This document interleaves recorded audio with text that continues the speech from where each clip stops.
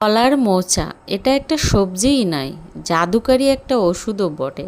তো আজকে আমি সেটাই তৈরি করে দেখাবো। আসসালামু আলাইকুম, কেমন আছেন সবাই? আলহামদুলিল্লাহ আমি ভালো আছি। খুব সহজেই এই রেসিপিটা আজকে আমি তৈরি করব। কেটে রাখা কলার মোচা আমি 1 কাপ পানি দিয়ে সামান্য লবণ হলুদ দিয়ে 50% সেদ্ধ করে নেব।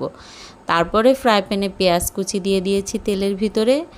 এখানে আমি একটা তেজপাতা দিয়েছি আর কিছু চিংড়ি মাছ, অবশ্যই একটু চিংড়ি মাছ দেওয়ার চেষ্টা করবেন, তাহলে মোচার ঘন্টটা অসাধারণ হবে। ছোট ছোট করে আমি একটু আলুও দিয়েছি। এখানে আদা রসুনের পেস্ট, জিরা আর 2টা এলাচ একসাথে পেস্ট করে দিয়েছি আর একটু লবণ, ঝালের গুঁড়া আর একটুখানি দিয়েছি ধনিয়া গুঁড়া।